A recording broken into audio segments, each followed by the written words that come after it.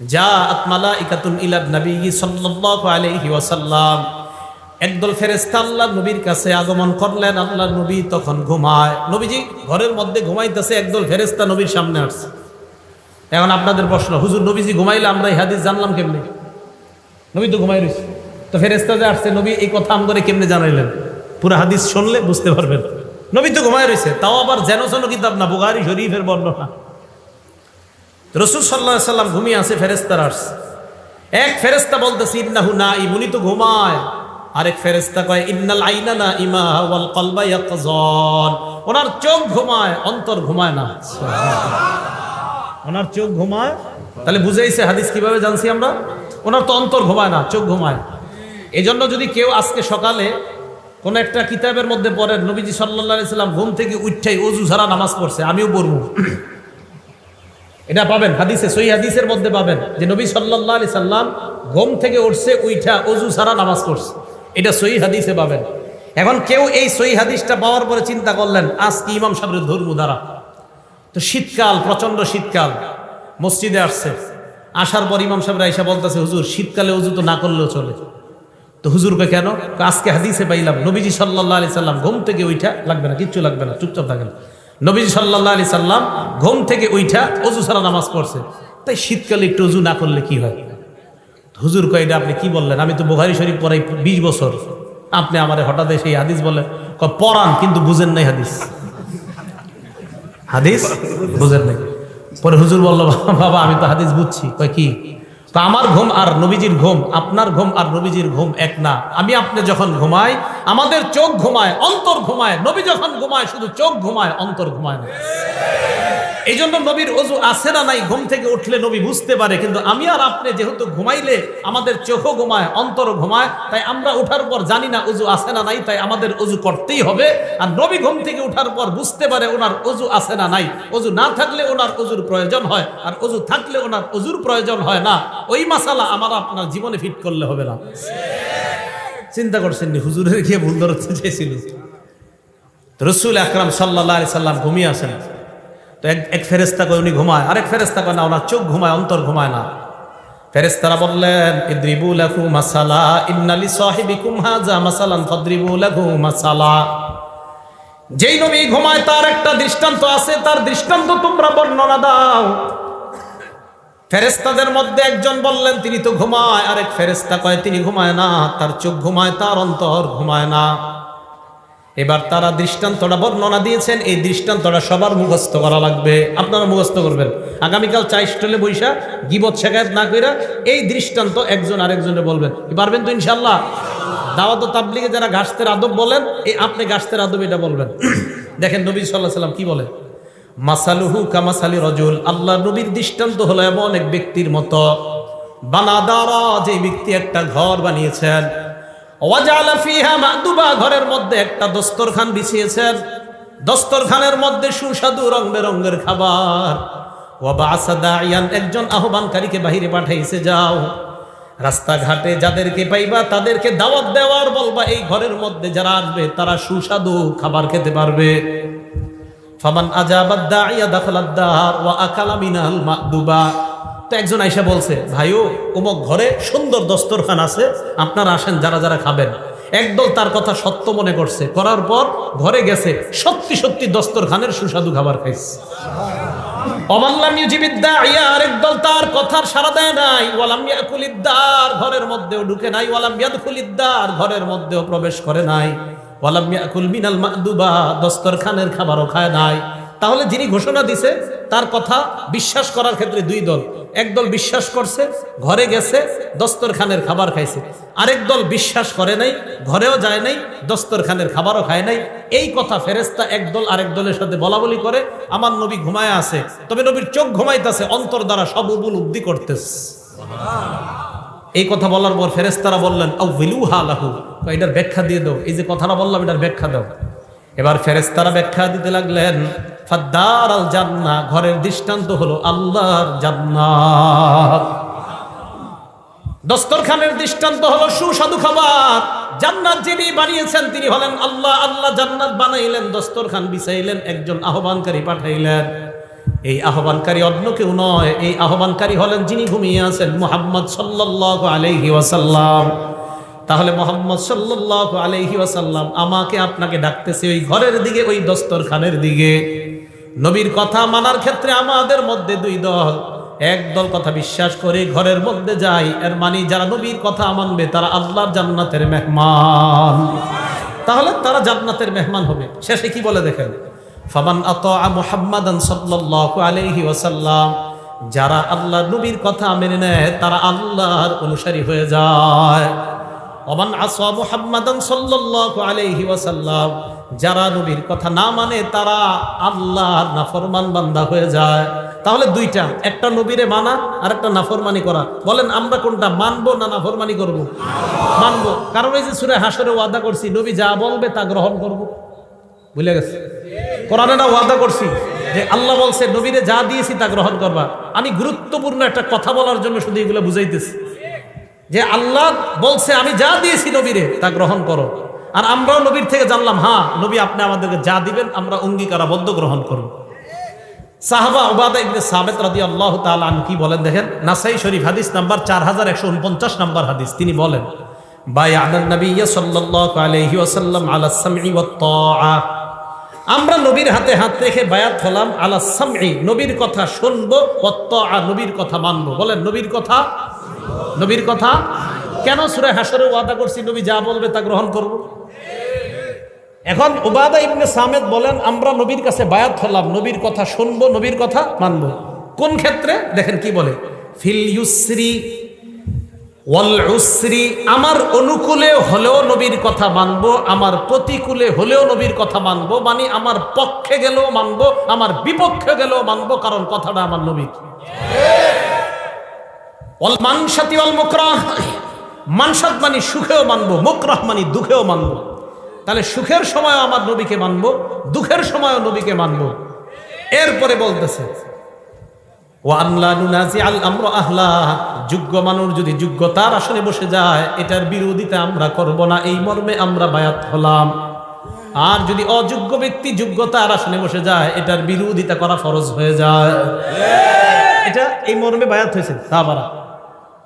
আর কি ওয়ান্নাকুম বিল হক্কি হাইসু লা নাখাফু ফিল্লাহি লাওমাতা লাইম, হক কথা বলতে কখনো আমরা কাউকে ভয় করব না, এই মর্মে নবীর কাছে আমরা বায়াত হলাম। তাহলে নবীর কাছে আমরা বায়াত হলাম, নবী যা বলবে তা শুনবো এবং মানবো। কেন? সূরা হাশরে আমরা ওয়াদা করলাম, আল্লাহ বলছেন আমার নবীকে যা দিলাম তোমরা তা গ্রহণ করো। এখন নবী আমাদেরকে কি নিষেধ করছে আর কি আদেশ করছে দেখেন তো একটু। নাসাই শরীফ হাদিস নাম্বার 4161 নাম্বার হাদিস, ক্বালা রাসূলুল্লাহ সাল্লাল্লাহু আলাইহি ওয়াসাল্লাম, আল্লাহ নবী বলেন বায়ুইনি আলা আল্লা তুশরিকু বিল্লাহি শাইআ, আমার কাছে তোমরা বায়াত হও তোমরা আল্লাহর সাথে শিরিক করবে না। তাহলে ওই যে আবার কোরআনে বলছে নবী যা বলবে তা মানবো, নবী বলছে শিরিক করা যাবে না, তাহলে শিরিক করা, শিরিক করা। সেজদা কাকে দিতে হয়? যদি মাজারে সেজদা দেওয়া হয় শিরিক। আর শিরিক বলেন মাজারে সেজদা দিলে সেজদা দিতে হয় কাকে? আল্লাহকে। আল্লাহ বলছে শিরিক করো না, নবীও বলছে শিরিক করো না, তো নবীর কথা কেন মানবো? আল্লাহ বলছে নবী যা দেয় এটা গ্রহণ করো। তাহলে এক নাম্বার শিরিক করো না, এই মর্মে বায়াত হও, তো আমরা বায়াত হলাম। ওয়ালা তাসরিকু, তোমরা চুরি করবে না, বায়াত হও।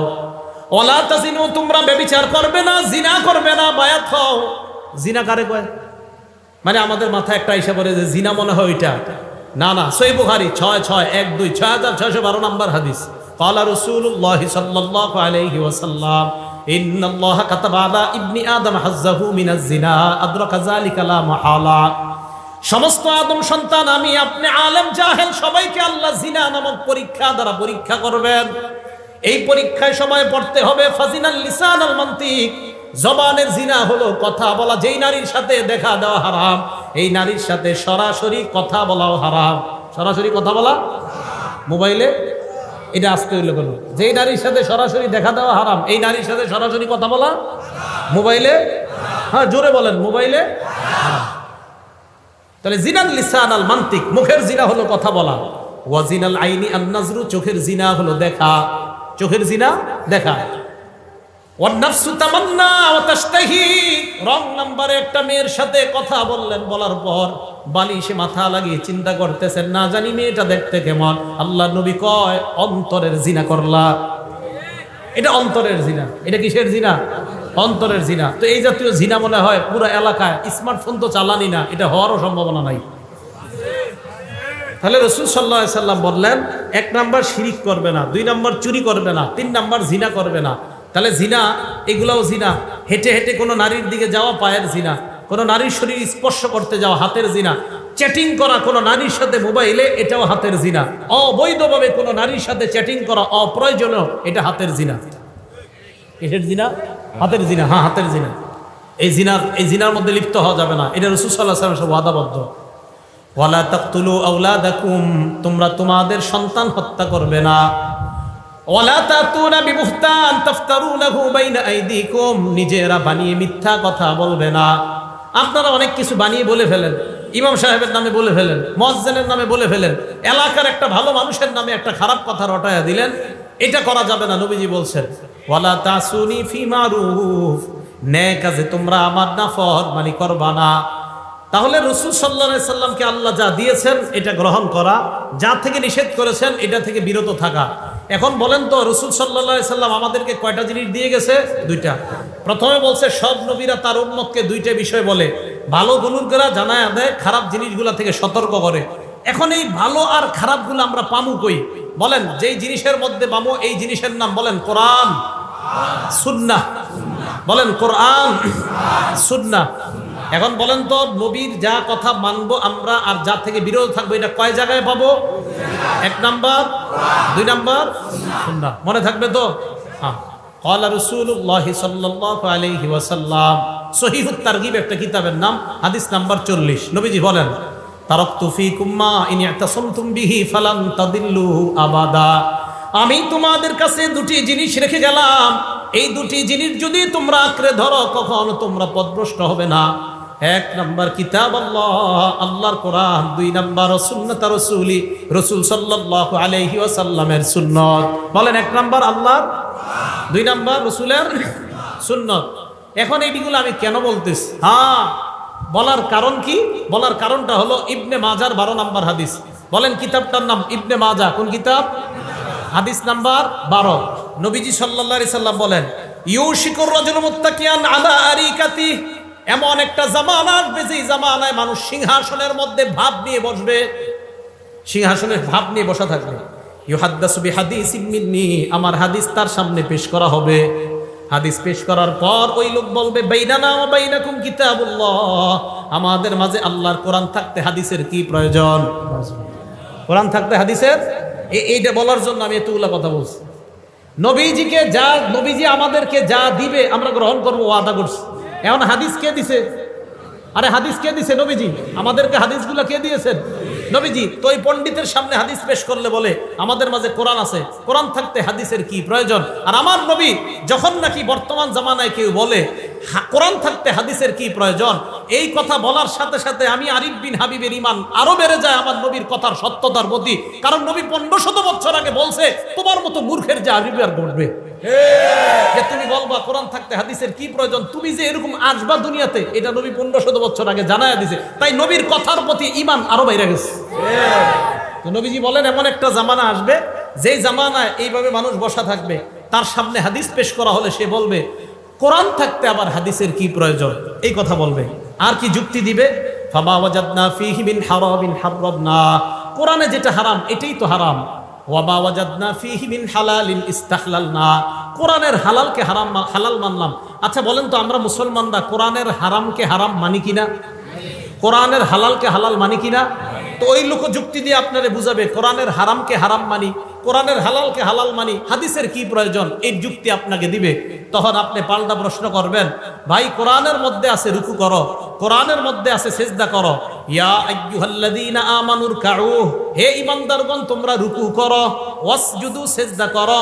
কোরআনের মধ্যে নাই 4 রাকাত যোহর করো, এটা কোরআনে। ফজর 2 রাকাত ফরজ, এটা কোরআনে নাই। আসর 4 রাকাত ফরজ, এটা কোরআনে নাই। মাগরিব 3 রাকাত ফরজ, এটা কোরআনে নাই। এশা 4 রাকাত ফরজ, এটা কোরআনে নাই।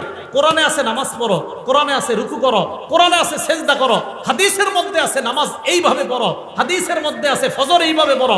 অতএব শুধু কোরআন আর শুধু হাদিস একটা বাদ দিয়ে আরেকটা মানার নাম মুনাফিক মার্কা ইমানদার। তাহলে কোরআন হাদিস একটা বাদ দিয়ে আরেকটা না, উভয়টা। মাশাআল্লাহ, তো বুঝে আসছে। কোরআনে আছে রুকু করো, কিন্তু কিভাবে করবেন এটা কোরআনে নাই। কোরআনে আছে সেজদা করো, কিভাবে সেজদা করবেন এটা কোরআনে নেই, এটা হাদিসে আছে। তাহলে কোরআন হাদিস উভয়টা মানতে হবে। সূরা নিসা আছে ফানকিহু মা তাবা লাকুম মিনান নিসা, নারীদের মধ্য থেকে যাদেরকে পছন্দ হয় তাদেরকে বিয়ে করো, এটা কোরআনে আছে। সূরা নূরের মধ্যে আছে ওয়ানকিহুল আয়ামা, তোমাদের মধ্যে যারা বিবাহের করতে পারে না, যারা এখনো বিবাহ করে নাই, যাদের বিয়ে হয় নাই নারী পুরুষ, তাদের বিয়ে করায়া দাও। সূরা নিসা আছে বিয়ে করো, সূরা নূরে আছে বিয়ে করাও। কিভাবে বিয়ে করাইবা এটা কোরআনে কোথাও লেখা নেই। এই যে দুইজন বসবে, বসার পরে একজনে ইজাব বলবে, আরেকজন কবুল বলবে, এত টাকা দেন মোহরের বাবদ তোমাকে প্রস্তাব করলাম, তুমি রাজি থাকলে কবুল বলো, এটা কোরআনে কোথাও লেখা নাই। কোরআনে আছে বিয়ে করো, কোরআন আছে বিয়ে করাও, হাদিসে আছে কিভাবে বিয়ে করাও। তাহলে কোরআন হাদিস না কোরআন হাদিস দুইটা, এই তো বুঝে আসছে আপনাদের। তাহলে একটা বাদ দিয়ে আরেকটা। তো নবীজি 1500 বছর আগে বলছে একটা দলের আবির্ভাব ঘটবে, তারা বলবে শুধু কোরআন মানলেই চলবে, হাদিস মানার কোনো দরকার নাই। তো রাসূল আকরাম সাল্লাল্লাহু আলাইহি সাল্লামের এই ব্যাপারে আল্লাহ কোরআনে বলছে নবী যা দিয়েছে এটা গ্রহণ করো। বলেন আমাদের নবী আমাদেরকে শুধু কোরআন দিছে না কোরআন সুন্নাহ দুইটা দিছে? মাশাআল্লাহ, বুঝে আসছে সবার।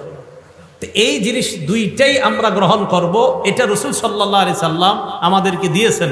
আর আমরা কোরআনে ওয়াদা করছি, আল্লাহ এটাই বলতেছে আল্লাযীনা ইয়ানকুদুনা আহদাল্লাহি মিন বাদি মিসাকি, যারা আল্লাহর সাথে কৃত ওয়াদা ভঙ্গ করে। আল্লাহ আমরা ওয়াদা করছি আপনার নবী যা দিবে তা গ্রহণ করব, এই ওয়াদা আমরা ভঙ্গকারী হব না। আর ওয়াদা ভঙ্গকারী হলে আমরা ফাসিক হয়ে যাব, নাউজুবিল্লাহ। কি কথা মনে থাকবে? এবার পরের অংশে যাই। আল্লাযীনা ইয়ানকুদুনা আহদাল্লাহি মিন বাদি মিসাকি, পরের অংশটা শুরু করলে কেউ উঠেন না, আল্লাহর রাস্তায় উঠবেন না।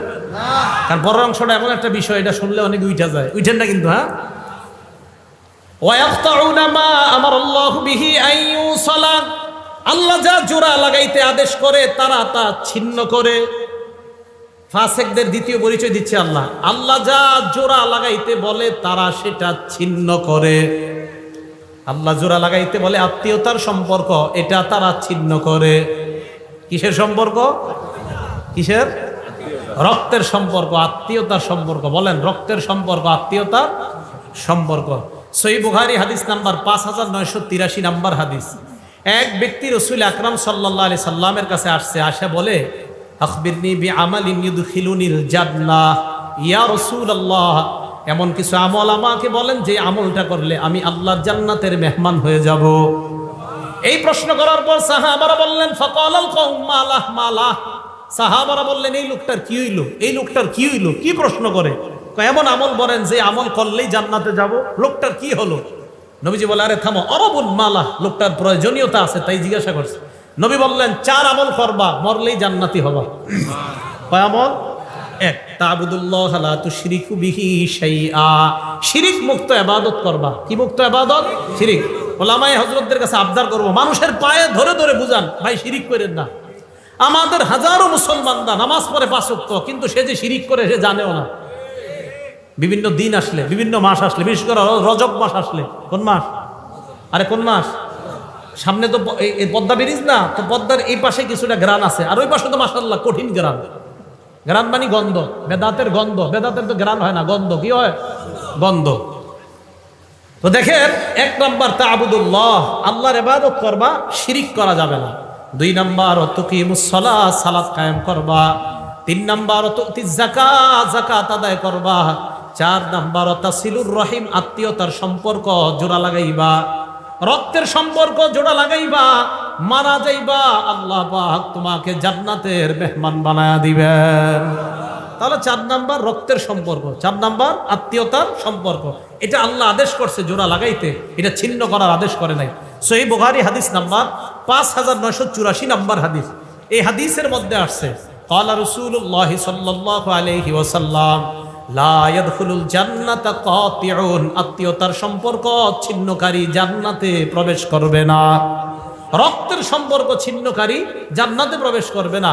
ঢাকা 10 তলা বাড়ি করছে, তার বোন ঈদের দিন মানুষের কাছে গোস্তের জন্য বসে থাকতে হয়, তার আপন বোন অন্যের কাছে খাদ্যের জন্য বসে থাকতে হয়। ঢাকা বাড়ি আছে 5 তলা 6 তলা, ভাইয়ের বোন অন্যের দাঁড়ে দাঁড়ে গিয়ে হাত পাততে হয়। আল্লাহ পাক রব্বুল আলামিন বলছে সম্পর্ক জোড়া লাগাও, রক্তের সম্পর্ক জোড়া লাগাও। এটা ছিন্ন করে যারা, তারা ফাসিক। সহিহ বুখারী হাদিস নাম্বার 5985 নাম্বার হাদিস। ক্বালা রাসূলুল্লাহ সাল্লাল্লাহু আলাইহি ওয়াসাল্লাম, আল্লাহ নবী বলেন, মান সাররাহু, যেই ব্যক্তি এটা পছন্দ করে, আইয়ুব সাতালাহু ফি রিজকিহি, কোন ব্যক্তি যদি চায় তার রিজিকের মধ্যে বরকত হোক। রিজিকে বরকত সবাই চান।